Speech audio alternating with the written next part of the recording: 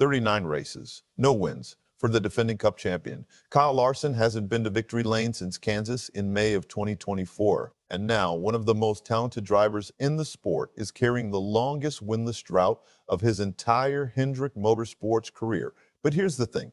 Kevin Harvick says this isn't just about Kyle Larson. He believes it's a sign of something much bigger happening inside one of NASCAR's most storied organizations.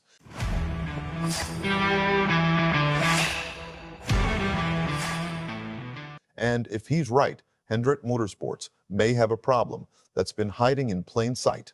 Before we get into it, if you're a true NASCAR fan like me, go ahead and drop a like and subscribe to the channel. NASCAR Nation News is just getting started, and we're pushing toward our next subscriber milestone. It's all about real talk from fans who love this work every single week.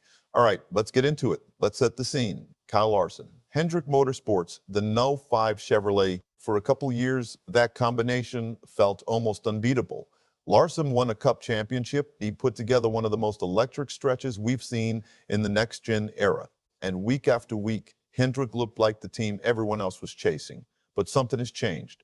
39 races without a win, that's basically an entire Cup season gone. And now we're more than a full calendar year removed from Larson's last trip to victory lane.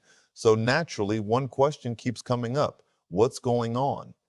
Now, to be fair, Hendrick Motorsports isn't struggling across the board, not even close. Chase Elliott has already delivered 2 wins for the organization this season. The cars still have speed.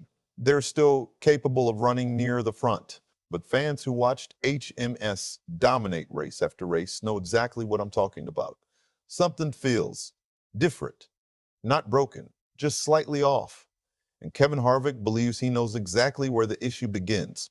Oh, in his Happy Hour podcast, Harvick broke it all down, and he didn't hold back. At first, nobody saw it coming, because this isn't about horsepower. It's not about Larson suddenly forgetting how to drive. Harvick pointed towards something much more technical, something that may be quietly eating away at Hendrick's advantage, the aero balance of the next-gen car. Harvick explained it this way.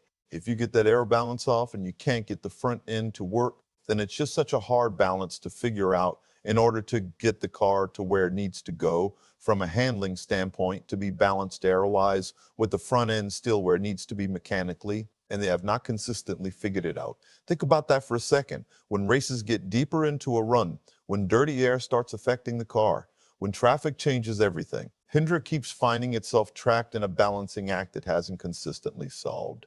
And in today's NASCAR, if you can't consistently solve that puzzle, wins disappear quickly. But here's the thing. Harvick's bigger point goes beyond one setup, beyond one race, beyond one bad weekend. He's talking about a pattern, a trend that's been showing up year after year. Hendrick often starts the season looking unstoppable. Fast cars, pole-winning speed, race victories, everything working exactly the way it's supposed to. Then something unexpected happens. The summer months arrive. Other organizations keep making small improvements every week. Tiny gains, tiny adjustments, tiny breakthroughs. And suddenly Hendrick doesn't look quite as untouchable. What happened next surprised everyone because Kyle Larson himself acknowledged it. During the 2025 season, Larson admitted that the summer stretch had been a struggle for the number 5 team. And that brings us to another fascinating point Harvick made. The difference between Chase Elliott and some of his teammates. According to Harvick, Elliott handles difficult weekends differently. When the balance disappears, when the car isn't perfect, when things start going sideways, Elliott still finds a way to grind out a result. 6th place, 7th place, 8th place. He salvages the day. However, there was one problem. Harvick believes Larson and William Byron can be much more vulnerable when the setup misses the mark. When their cars aren't right, the results can fall apart much faster. And while Hendrick tries to solve those issues, the rest of the garage isn't standing still, not even close. Trackhouse racing has become a legitimate threat almost every week. Shane Van Gisbergen continues adapting faster than many people expected across multiple track types. And that's when everything changed. Spire Motorsports started making major gains. Carson Hocevar and Daniel Suarez have been running near the front regularly. They've already produced surprise wins this season. The competition didn't slow down. If anything, it accelerated. Now, part of the frustration may trace back to Chevrolet's updated Camaro ZL1 body introduced for the 2026 season.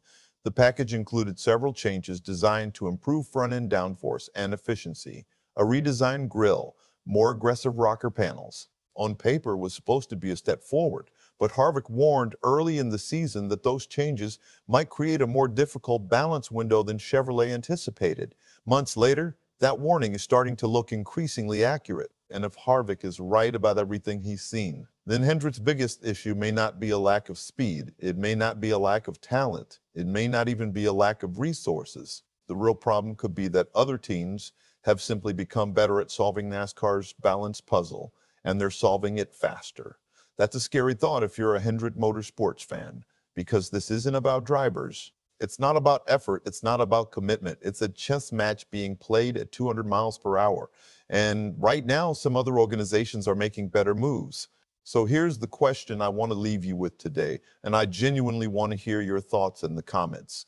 Is Kyle Larson's winless streak simply a temporary slump, or is it evidence that Hendrick Motorsports has started to lose its grip on the top spot in NASCAR's pecking order? Drop your answer below. Let's talk about it. And if you haven't already, hit that like button, subscribe to NASCAR Nation News, and ring the notification bell so you never miss a story.